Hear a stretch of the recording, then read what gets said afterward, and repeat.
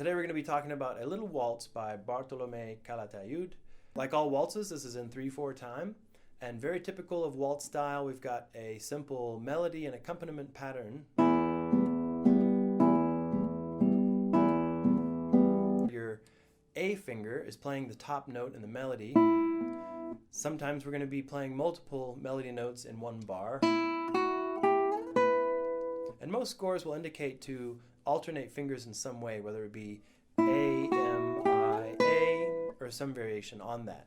I like to do the A, M, I, A. That gets students engaging different fingers on the same string in preparation for other techniques such as tremolo in the future. Performing a waltz on the guitar is all about balance, understanding where your melody is and where the accompaniment is, and achieving a nice, healthy balance between those three parts. As with many other practice techniques, I think that practicing hands separately is really beneficial for this kind of piece.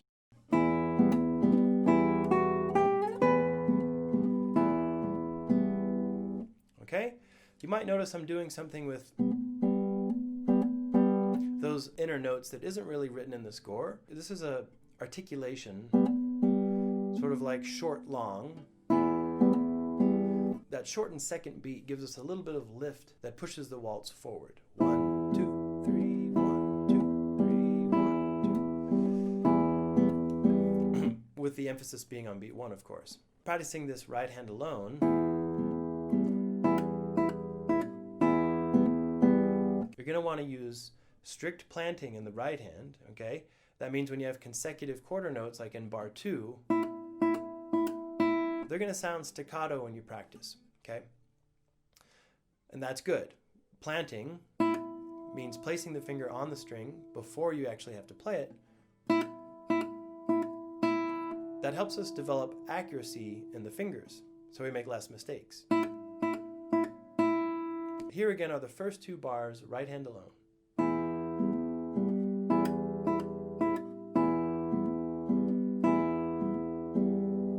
Actually, that was the first 4 bars, but okay, got that so far. Moving forward now. Bar 5, same waltz pattern, but now we're playing the B dominant chord. Okay, want to make sure you hear this major second. There's a little bit of bite there, right? It's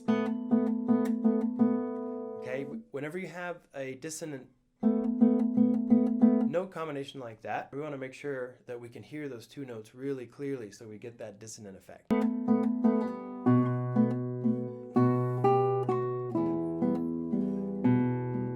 This practice technique of right hand alone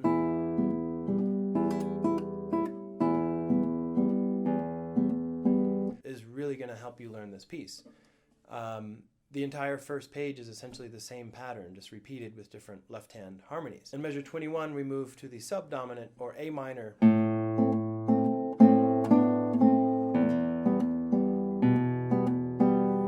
In the score is indicated to use fingers 2 and 1 for the A and the C and the A minor chord. And then instead of sliding up with 1 and 2, we're going to practice shifting to fingers 3 and 4 to play the B and the D.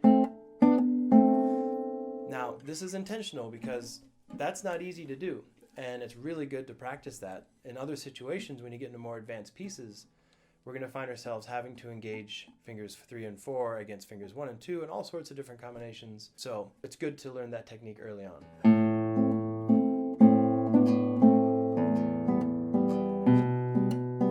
Now, because this piece is typically used to teach, right, to improve technique, we're going to use the more difficult transition to fingers 3 and 4 rather than just sliding up like you could do.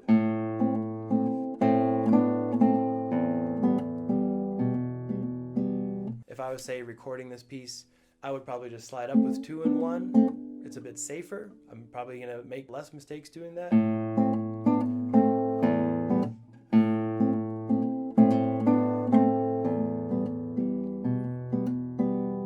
Okay, let's move on now to page 2. Measure 25.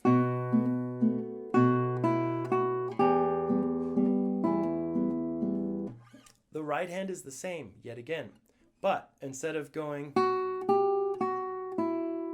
F sharp, G, F sharp, we're now going F sharp, E, F sharp, G.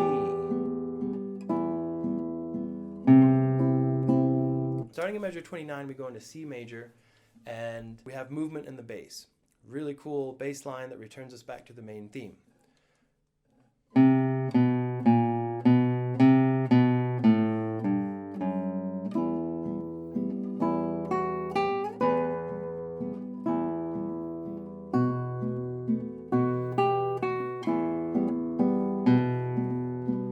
What can we do with those bass notes to make it sound more interesting, to give it direction? So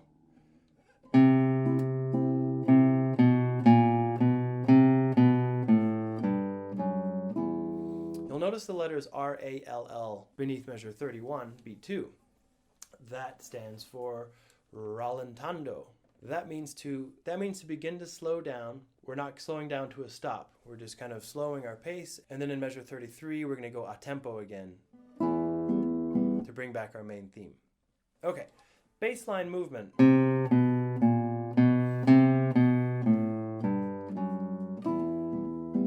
All with the thumb, and we want to make sure the connection is really legato here, okay? Very connected, instead of... Okay, that's going to kind of lose the continuity of the piece. The piece is very legato.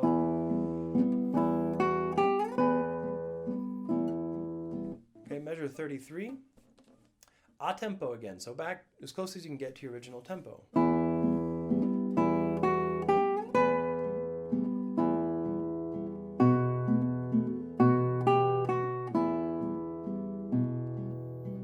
Measure 41.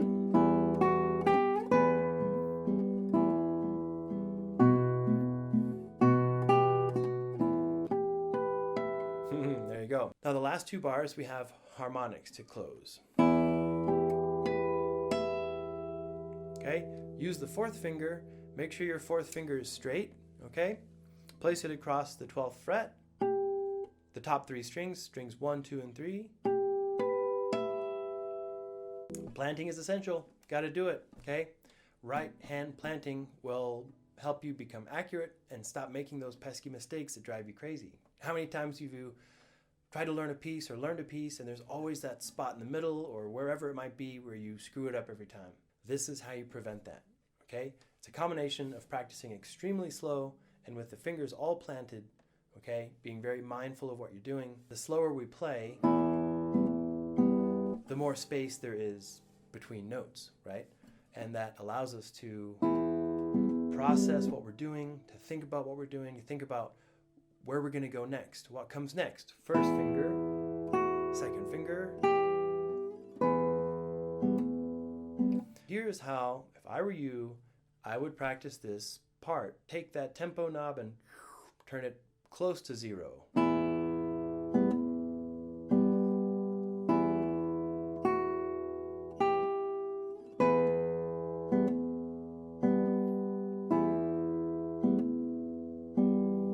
And you could even go slower than that if you need to.